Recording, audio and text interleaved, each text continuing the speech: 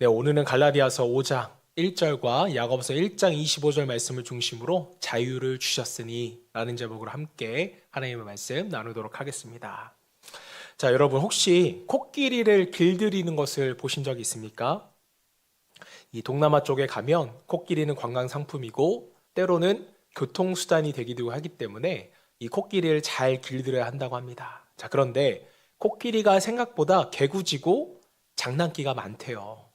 또 아무리 새끼여도 힘이 좋다 보니까 길들이기가 여간 까다로운 것이 아니라고 합니다. 자, 그래서 코끼리를 길들이는 방법은요, 태어나자마자 땅에 말뚝을 박고 네 다리를 족쇄로 묶는다고 합니다.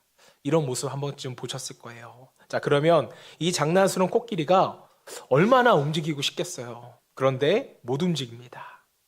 좀 잔인하지만 며칠 동안 이 코끼리 이렇게 묶어놓고 움직임이 없을 때까지 기다린다고 합니다. 자, 그러면 이제 말뚝에 연결된 족쇄를 풀고 코끼리를 자유롭게 놔두면 이제 코끼리의 장난스러운 모습은 사라지게 되고 이때부터는 진짜 훈련을 시작하면 된다고 하는 것입니다. 자, 여러분 하나 질문을 드려볼게요. 말뚝과 족쇄에 풀린 코끼리는 이제 자유로워진 거죠? OX. 자유로워진 건가요? 아닌 건가요? 네, 문자적으로 자유는요, 어떤 속박으로부터 풀려났다, 해방되었다, 속박이 없는 그러한 상태를 의미합니다. 자, 그 코끼리에게 더 이상 말뚝이나 족쇄는 없어요. 그 속박에서 벗어났습니다. 자, 그러니까 어떻게 보면 자유로워진 거죠. 자, 그러나 이것이 진정한 자유인가? 그것은 아니라는 것입니다. 왜 그럴까요? 말뚝과 족쇄가 물리적으로 코끼리를 잡고 있진 않지만 코끼리의 생각 속에는 여전히 뭐가 남아있어요? 나는 더 이상 자유롭게 움직일 수 없어. 이 의식이 코끼리 가운데 자리 잡고 있기 때문에 그렇습니다. 자, 그런데 이 모습은요, 마치 출애굽한 이스라엘 백성들과 동일한 모습입니다. 출애굽했던 이 이스라엘 백성들이 애굽이라는 나라로부터 해방이 된 건 맞아요. 굉장히 자유로워졌습니다. 몸이 떠난 것은 맞아요. 하지만 그들의 정신과 행동과 습관은 아직도 노예의 근성과 습관이 남아있다는 것입니다.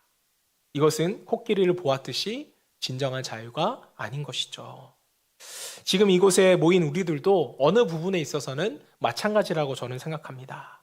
사단의 나라에서 하나님의 나라로, 어둠의 자녀에서 빛의 자녀로, 죄와 사망의 법에서 생명의 성령의 법으로 우리는 옮겨졌지만, 그리고 자유케 되었다고 선언했지만 우리가 진정한 자유를 누리고 있는가?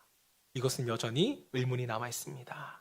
자, 성경에서는 우리의 자유를 생각보다 많이 말하고 있습니다. 자, 그런데 이 자유에 대해서 우리가 깊이 고민해 본 적은 많이 없는 것 같아요. 그저 마음대로 할 수 있는 자유, 때로는 뭘 하지 않아도 되는 자유, 이 정도의 수준에서 우리가 좀 자유를 생각하지 않았나. 자, 생각해 보면서 오늘 성경이 말하는 진정한 자유는 무엇인지, 우리 삶 가운데서 진정한 자유가 잘 작정되고 있는지 우리가 함께 점검을 해보고 기도하는 그러한 시간이 되기를 먼저 주님으로 축복합니다. 자, 우리는 종종 여러분 복음과 율법에 대해서 비교를 합니다.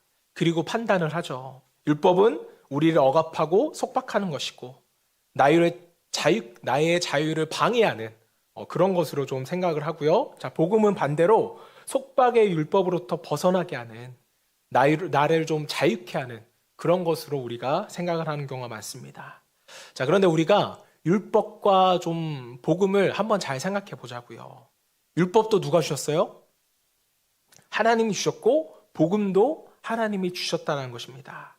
자, 그렇다면 하나님이 우리에게 율법을 주셨을 때는 우리를 억압하려고 주신 것이고 또 반대로 복음을 주셨을 때는 우리를 자유케 하시려고 주신 것인가? 쉽게 말하면 병 주고 약 주고 북치고 장구치고 다 하나님이 혼자 하시는 것인가? 사실은 그렇지가 않다는 것입니다.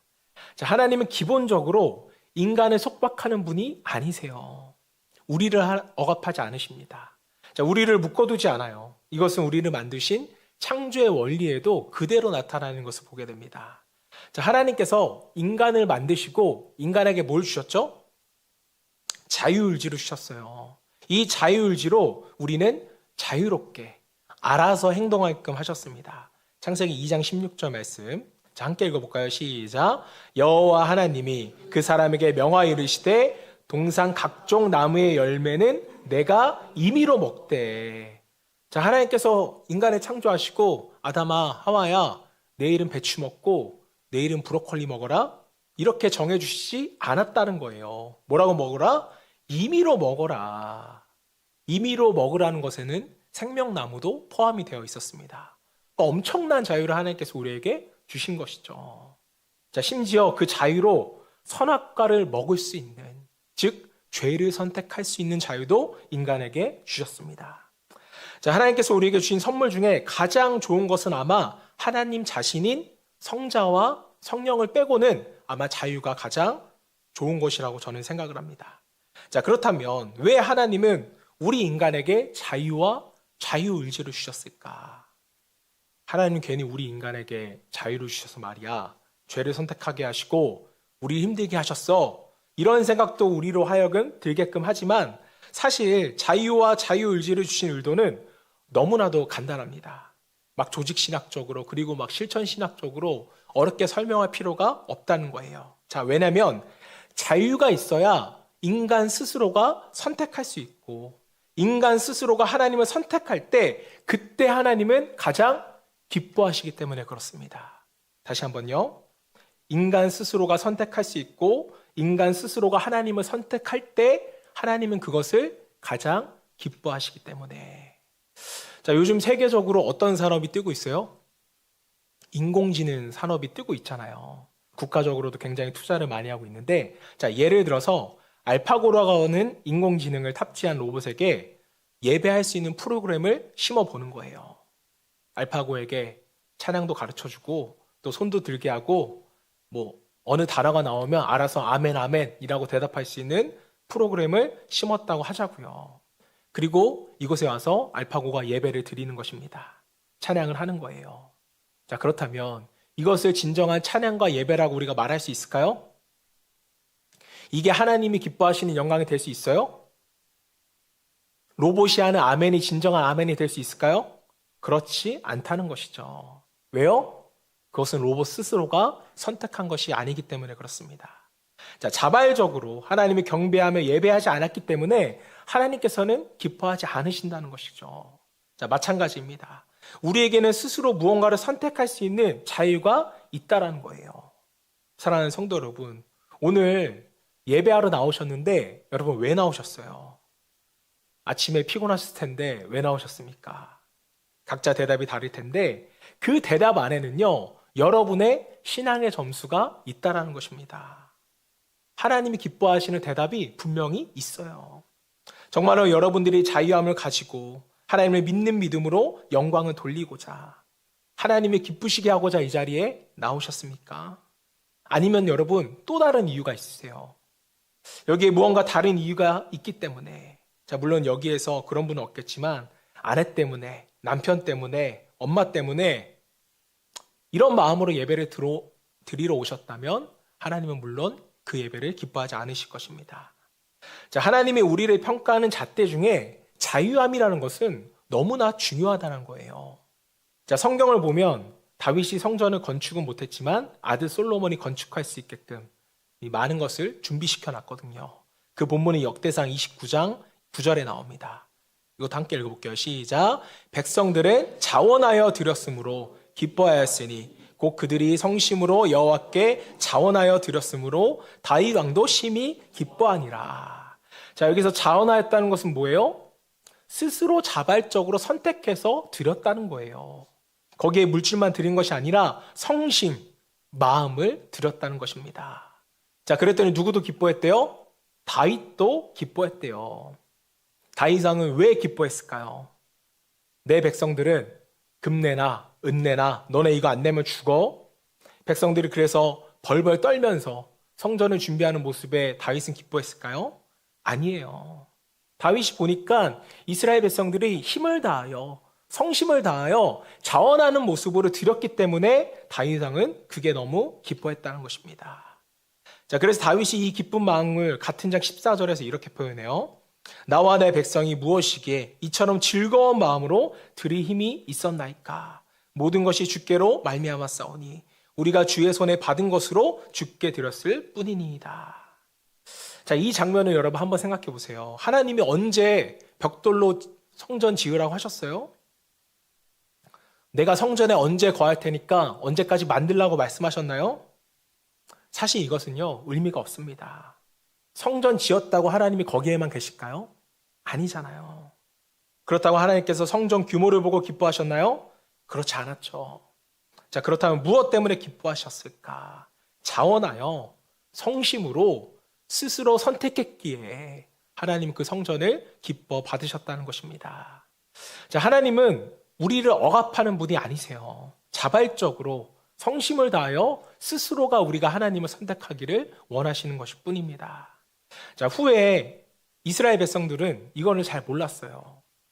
신앙이라는 것, 하나님과 나의 관계가 다윗처럼 관계적이고 또 인격적이라는 것을 잘 몰랐습니다. 자, 이스라엘 백성이 어떻게 오해했냐면 하나님께서 율법을 주실 때는 하나님을 사랑하고 이웃을 사랑하라는 이 율법의 정신을 주신 것이고 이 정신을 구현하기 위하여 실천 사항으로 제사법과 십계명을 허락하신 것인데, 자, 이스라엘 백성들은 율법을 주셨다. 이 율법은 율법만 기억한 거예요. 율법의 정신은 온데간데 없이 그냥 실천해야 될 실천 리스트만 그들에게 남은 것입니다. 이거 지키면 된대. 이거 하면 하나님이 사랑하신대. 이거 하면 이웃을 사랑하는 거래. 정말 마음은 1도 없으면서 이스라엘 이 리스트에 율법에 구속이 된 것입니다. 여기에 속박이 된 거예요. 자, 여러분, 하나님을 너무너무 사랑하지만 드릴 자원이 우리에게 없을 수도 있습니다. 자, 드릴 자원이 없다고 해서 하나님이 문제를 삼으셨어요? 안 삼으셨어요? 안 삼으셨어요. 소가 없으면 양을 드리고, 양이 없으면 비둘기를 드리고, 비둘기가 없으면 곡식을 드리라고 하나님은 제사법을 만들어 주셨잖아요. 자, 근데 율법주의자들에게는 이게 문제가 되는 거예요. 야, 너 왜 이것뿐이 안 내는 거야? 왜 헌신하지 않아?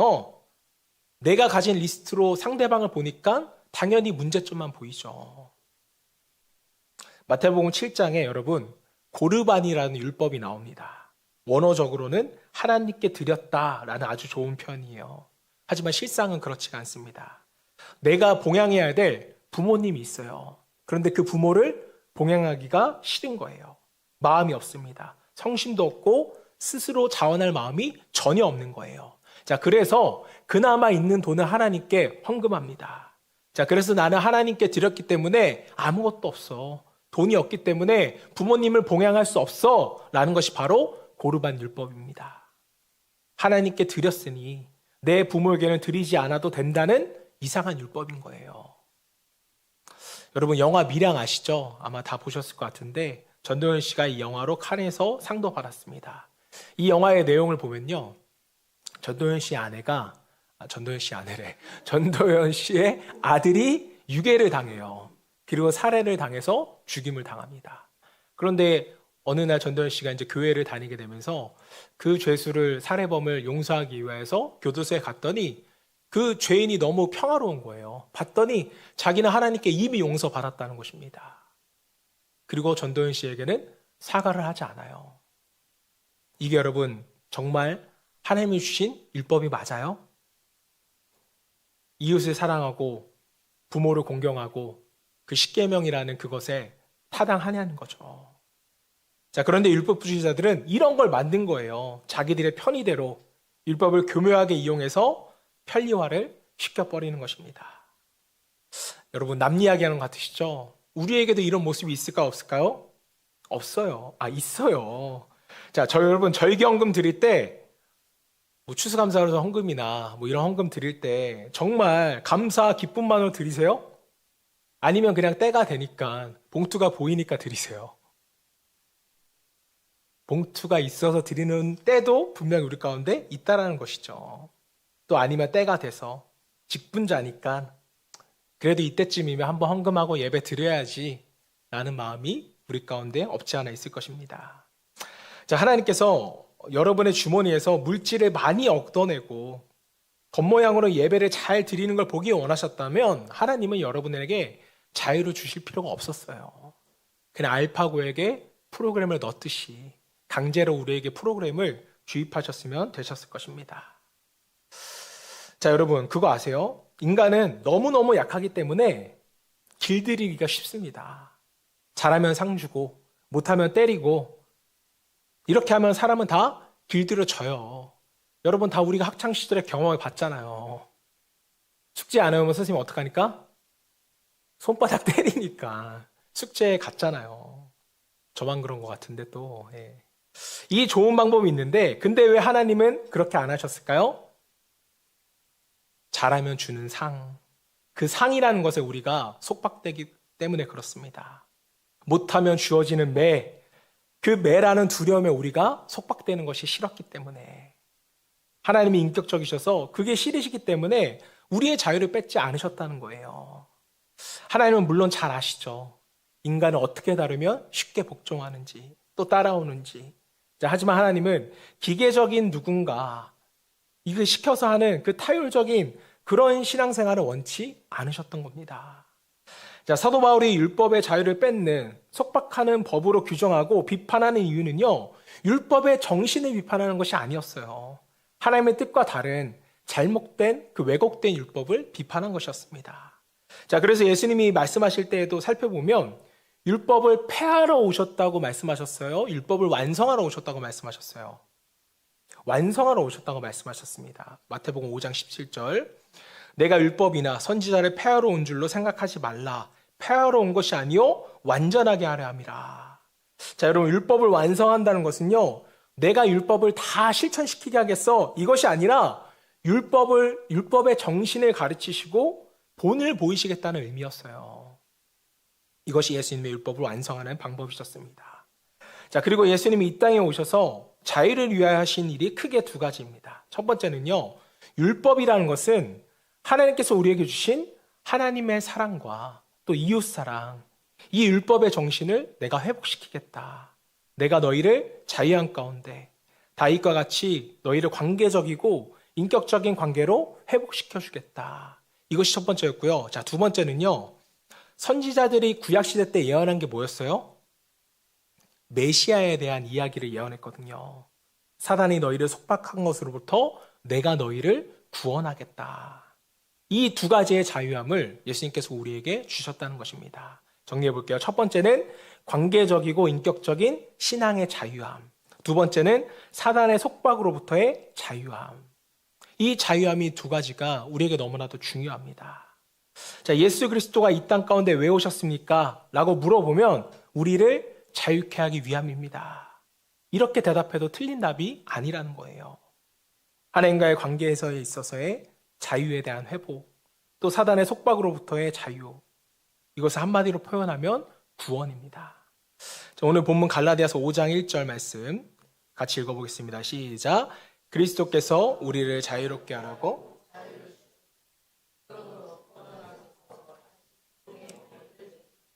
자, 예수 그리스도께서 이 땅에 왜 오셨대요? 자유케 하기 위해서. 본문 말씀을 보면 사도 바울이 여기서 부연 설명 어떻게 해요? 그러므로 굳건하게 서라. 그래서 다시는 종의 멍에를 매지 말라. 이 메시지는 뭐예요? 너희가 잘못하면, 너희가 그 자유를 잘못 이해하면 또 다른 종의 멍에, 또 다른 속박이 올 수도 있다라는 것입니다. 그러니까 너희는, 너희만큼은 자유에 대해서 좀 정확하게 알아라. 사도 바울이 가르치고 권면하고 있는 것입니다. 제가 말씀을 준비하면서 진정한 자유는 뭘까 하면서 인터넷에 쳐봤어요. 진정한 자유라고 쳐봤더니 이제 기독교 철학자인 임마누엘 칸트의 이야기가 나왔습니다. 제가 흥미로워서 쭉 읽어봤는데요. 자, 칸트는요, 인간에게 주어진 자유를 잘못 사용하게 되면 인간의 본능대로 선택하는 것이 자유라고 착각한다고 칸트는 설명했습니다. 이해가 안 되시죠? 네, 저도 처음 읽을 땐 이해가 안 돼서 여러 번 읽어봤습니다. 자, 예를 들어 설명해 주는데요. 자, 어느 죄수가 오랜 시간 복역을 끝내고 교도소를 나가는데 마중 나온 사람이 있는 거예요. 이 마중 나온 사람의 손에는요, 물과 빵이 들려져 있었습니다. 자, 그렇다면 여러분, 이 죄수였던 사람은요, 둘 중에 무엇을 먹을까요? 심리 테스트가 아니에요, 여러분. 네, 빵을 고르셨다고 탐심이 많으시군요, 이런 게 아닙니다. 자, 여러분, 목이 마르면 뭘 마실 거예요? 물을 마실 거예요. 배고프면 뭘 선택하겠어요? 빵을 선택할 거예요. 빵을 선택해서 먹다가 목이 메이면 뭘 먹을 거예요? 물을 먹을 거고요. 심지어는 둘 다 선택을 안 할 수가 있다는 것입니다. 자, 그런데 여기서 물을 선택하고 빵을 선택하고의 문제는요, 자유의 문제가 아니라 뭐의 문제라고요? 본능의 문제라는 거예요. 목마르기 때문에, 배고프기 때문에라는 것입니다. 자, 그런데 우리는요, 이 본능을 자유라고 착각할 때가 많다라는 거예요. 자, 그래서 칸트는요, 자유라는 말보다 자율이란 말을 더 좋아했다고 합니다. 너 스스로 의미 있고 책임감 있는 일을 해라. 칸트는 이렇게 말했습니다. 자, 아니나 다를까 이스라엘 백성들도요, 자유를 줬음에도 불구하고 할례라는 것에 논쟁이 붙기 시작합니다. 자, 그리스도 그를 믿음으로 말미암아 구원을 받았는데 좀 더 분명한 구원의 증거가 남기를 바랬다는 거예요. 자, 여러분 생각해 보세요. 보이는 것이 확신하기 쉬워요? 보이지 않는 것이 확신하기 쉬워요? 물어보나 말하죠. 보이는 것이 확신하기 쉬우니까 우리는 본능적으로 보이는 것을 좋아해요. 그래서 뭘 선택해요? 할례라는 것을 선택한다는 것이죠. 눈에 보임으로써 나는 구원을 받았다 확신을 한다는 것입니다. 자, 사도 바울은 절대로 할례 받지 말아라 이렇게 말하는 사람이 아니었어요. 할례를 받던 말던 상관없다. 너네 좋을 대로 해. 하지만 할례를 받았다고 해서 너희가 구원받는 것이 아니라 또 너희의 믿음이 더 좋다는 것이 아니라 오직 믿음으로 구원을 받는 것이다. 이렇게 말했던 사람이 바로 사도 바울입니다. 자, 그러니까 할례를 받고 말고는 구원하고 전혀 무관한 것이니까 할례를 안 한다고 해서 큰일 날 것 같다는 그 강력관념에서 그 율법에서 너희가 벗어나라는 것입니다. 이게 말하는 사도 바울이 말하는 자유였어요. 자, 사랑하는 성도 여러분, 우리가 속박되어야 될 것이 단 한 가지가 있습니다. 그것은 십계명도 아니고 할례도 아니고 바로 예수 그리스도인 줄로 믿습니다. 자, 그 예수 그리스도께 집중하지 못하게 하는 모든 것은 우상이에요. 그리고 그 우상들이 우리의 자유를 방해하는 것입니다. 즉 보여지는 할례의 마음을 빼앗겨서 보이지 않는 십자가의 은혜를 놓치게 되더라는 거예요. 우리 역시 마찬가지입니다. 우리가 예수 그리스도를 믿음으로 또 우리를 자유케 하셨지만 말씀과 같이 너희가 굳건하게 서 있지 않으면 또 다른 인간의 욕심, 본능이 또 다른 구석고리를 만들어서 우리가 종의 멍에를 쓰게 된다는 것입니다. 자, 그래서 우리는요, 예수 그리스도라는 진리 그 위에 분명히 서야 하는 것입니다. 자, 야고보서도 마찬가지예요. 오늘 두 번째 본문 야고보서 한번 읽어볼게요. 시작. 자유롭게 하는 온전한 율법을 들여다보고 있는 자는 듣고 잃어버리는 자가 아니요 실천하는 자니 이 사람은 그 행하는 일에 복을 받으리라. 자, 여기서 자유롭게 하는 온전한 율법은 복음을 이야기합니다. 자, 그런데 그 앞구절 23절 24절에 뭐가 나오냐면 자유롭게 하는 율법을 가지고 있는데 이 자유함을 얻은 사람 중에는 잘 못 살고 있는 사람이 있다라는 거예요. 23절 24절 말씀. 누구든지 말씀을 듣고 행하지 아니하면 그는 거울로 자기의 생긴 얼굴을 보는 사람과 같아서 제 자신을 보고 가서 그 모습이 어땠는지를 곧 잃어버리거니와. 자, 내가 자유함을 얻었어요. 구원받은 사람인데 거울을 보는 것과 같은 신앙을 가졌다고 야고보서는 말합니다. 여러분, 거울 신앙이 뭘까요? 여러분이 화장대 앞에서 화장을 하고 머리를 다 하고 집에 나서면요, 내 얼굴이 어땠는지 기억나세요? 기억이 안 난다는 것입니다. 거울 앞에 섰을 때는 내 눈에 보이기 때문에 기억을 하는 거예요. 나는 구원받은 사람이다. 나는 하나님의 은혜로 사랑하는 사람이다. 나는 복음으로 변화된 사람이다. 라는 것을 인식하는데 거울에서 뒤돌아서면 내가 어떤 사람인지를 모르는 것입니다. 무슨 말인지 이해되셨죠? 무슨 말인지 왜 이해가 될까요? 우리가 그렇게 살아가기 때문에 그래요. 거울 앞에 섰을 때는, 말씀 앞에 섰을 때는 우리가 죄인인 걸 알아요. 그리고 내가 무엇을 하고 실천해야 되는지 알고 갑니다. 하지만 뒤돌아서면 거울이 보이지 않으면 그것을 모르는 것이죠. 인식하지 못하고 깨닫지를 못하는 것입니다. 그래서 야고보서가 뭐라고 말하는가 하면 자유로운 신앙은 그런 사람이 아니야. 거울 신앙인이 아니라 온전한 율법, 즉 복음을 들여다보고 복음을 깨닫는 사람이다. 야고보서는 이렇게 설명을 합니다. 율법을 들여다본다는 건 뭐예요? 말씀을 연구한다는 거예요. 깊이 묵상한다는 것입니다. 자, 그런 사람은 잠깐 거울을 보면서 자기 모습에 만족하는 사람이 아니라 말씀을 깊이 고민하고 내가 자유인이라는 것, 이것을 잃어버리지 않고 야고보서의 주제로 말하면 실천하는 사람, 믿는 대로 행하는 사람, 이것이 진정한 자유인이라는 것입니다. 자, 여러분, 우리는 어떻습니까? 우리에게 자유를 주셨는데 무엇 하지 않는 자유인이 아니라 야고보서의 말씀대로 실천이라는 목적을 가진 그러한 자유인이 될 수 있기를 주님으로 축복합니다.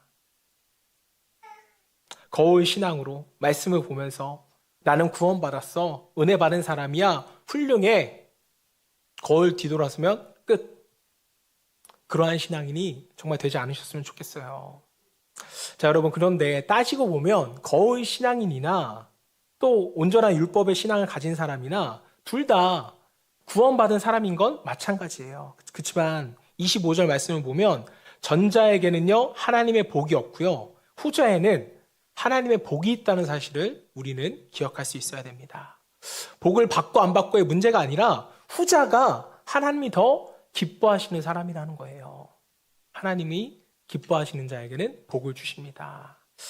자, 옆 사람하고 한번 잠깐 인사했으면 좋겠습니다. 언제까지 거울만 보실 거예요? 한번 인사해 주세요. 언제까지 거울만 보실 거예요? 우리가 자유한 존재라는 것을 알았어요. 이제 할례와 같은 잘못된 멍에를 추구해서도 안 되고요. 또 하나, 나 스스로 만족하는 거울 신앙을 우리가 가져서도 안 되는 것입니다. 그리고 우리의 시야가 거울에서 벗어나 다른 사람에게 있어야 한다는 메시지가 지금까지의 메시지입니다. 자, 그렇다면 어떻게 하면 이 자유를 우리가 잘 사용할 수 있을지 짧게 두 가지만 나누고 말씀을 마치겠습니다. 자, 첫 번째로 하나님이 주시는 이 자유를 우리가 잘 사용하려면 나 혼자 힘으로는 안 된다는 것을 우리가 알아야 돼요. 반드시 성령을 따라 사는 그러한 삶을 여러분이 훈련하셔야 됩니다. 자, 갈라디아서 5장 16절 말씀 함께 볼게요. 시작. 내가 이르노니 너희는 성령을 따라 행하라. 그리하면,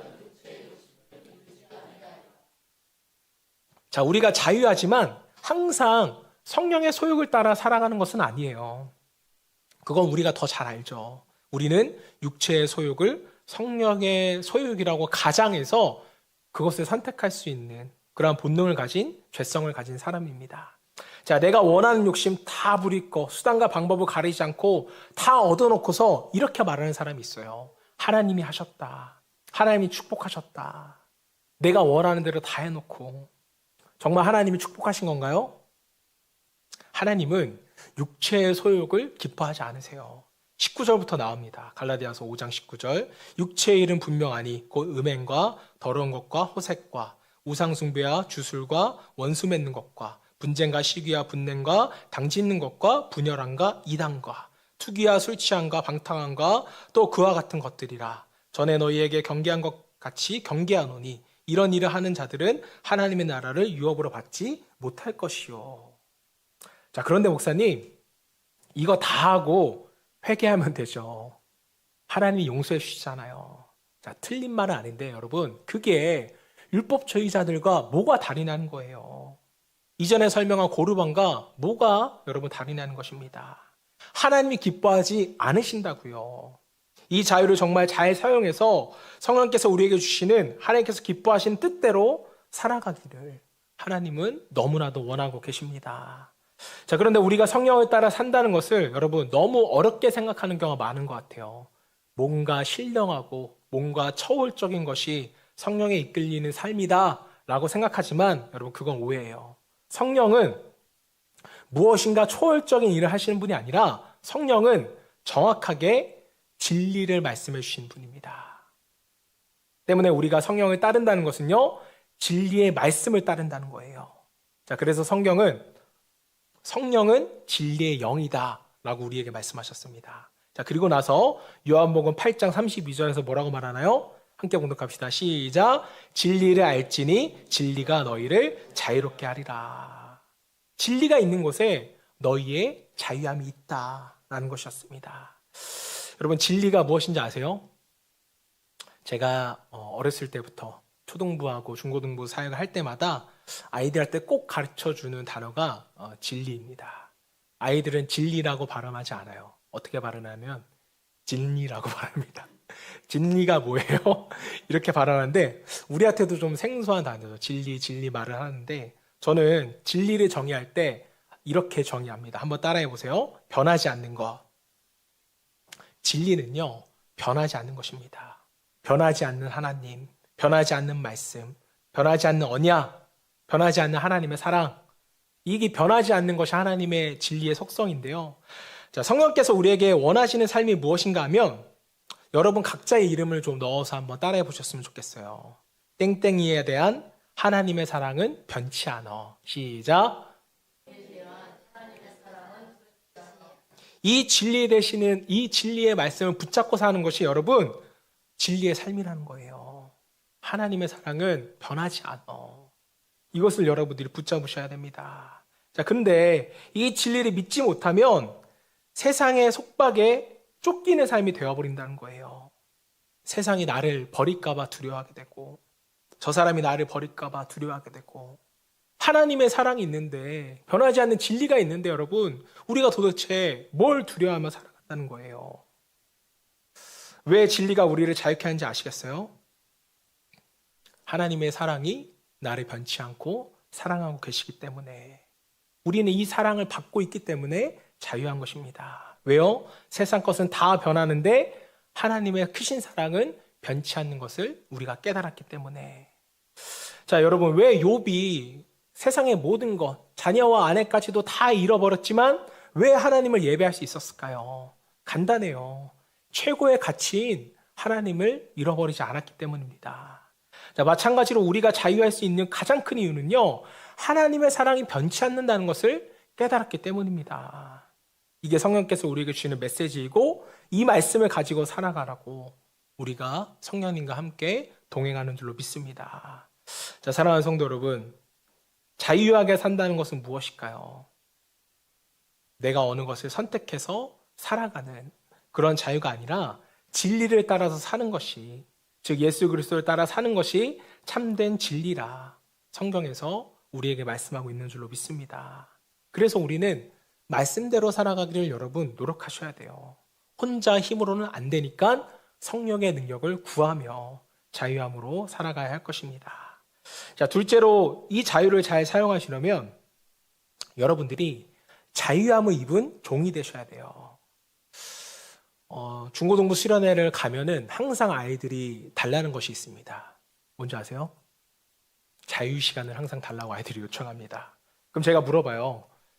야, 자유 시간을 주면 너는 뭘 하고 싶니? 물어보면 아이들은 뭐라고 말할까요? 그냥 누워서 쉬겠대요. 아이들에게 자유란 그냥 누워서 쉬는 게 자유입니다. 자, 우리는요, 생각해보면 아무것도 안 하는 자유를 제일 좋아해요. 빨리 공부 안 해? 그럼 아이들은 뭐라고 말해요? 나에게도 자유가 있어. 이렇게 말합니다. 자, 그런데 크리스찬의 자유는 여러분 이런 게 아니라는 거예요. 갈라디아서 5장 13절 말씀 함께 읽어볼게요. 시작. 형제들아 너희가 자유를 위하여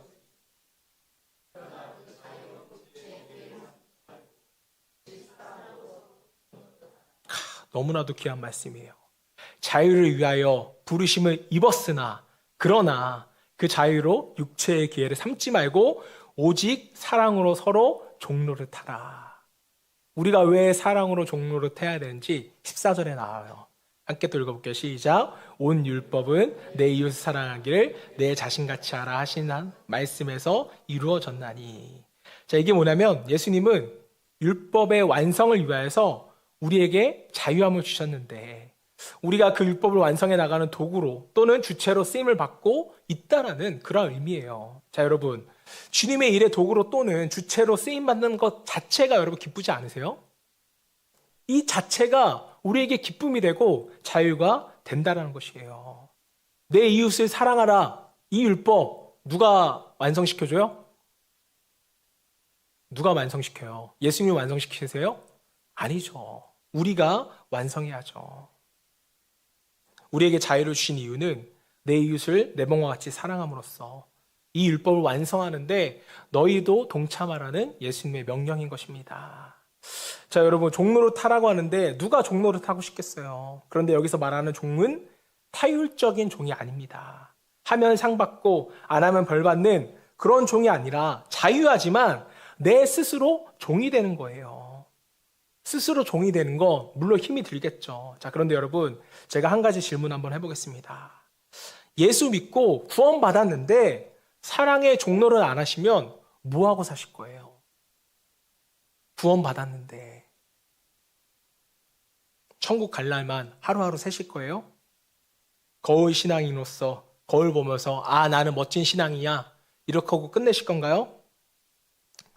누군가를 섬기지 않는다면 무엇을 하실 건가요? 믿음, 소망, 사랑, 그 중에 제일은 사랑이라고 했는데 우리는 여러분 너무 믿음만을 강조하며 살아갑니다. 자랑하는 거 보면 다 믿음 자랑이에요. 내가 믿었더니 주셨다. 어떻게 하면 더 믿음이 좋아질 것인가? 책들도 보면 믿음이 성장하는 것만 말합니다. 간증을 들어도 내가 예수를 어떻게 믿었는지 그 극적인 상황만 말해요. 내가 어떻게 사랑하는지, 내가 어떻게 예수를 사랑은 전했는지 이런 것은 말하지 않는 시대가 되었습니다. 다시 말하면 내가 얼마나 종로를 잘했는지 그것을 자랑하는 사람은 없다라는 거예요. 기독교는 사랑의 종교인데 어느샌가 믿음만을 강조하는 그러한 종교가 되어버렸습니다. 자, 사랑하는 성도 여러분, 믿음으로 구원받은 지 적게는 10년, 많게는 수십 년이 되었을 것 같은데요. 이제는 여러분 사랑할 때도 되지 않으셨습니까? 그렇죠? 이제는 사랑하시길 바라요. 우리가 종으로서 남을 섬기는 일을 게을리하면 믿음 이후, 구원받은 이후의 삶에서 우리의 믿음은요, 그 신앙의 의미를 찾아볼 수가 없습니다. 우리는 예수 그리스도의 사랑에 빚진 자로서 그 사랑을 전해줘야 할 사랑의 종, 그 의무만이 우리에게 남아있습니다. 우리 마지막으로 옆에 분하고 한번 인사하고 예배를 마치도록 할게요. 내가 종로를 탈 수 있게 해줘서 고마워. 말씀해 주세요. 그래, 당신은 나의 종이야. 이렇게 한번 말씀해 주세요. 서로 종로를 하실 거죠? 네, 대답 안 하시는 분이 있는 것 같은데 우리 함께 아름다운 종로를 타며 살아갈 수 있기를 주님으로 축복합니다.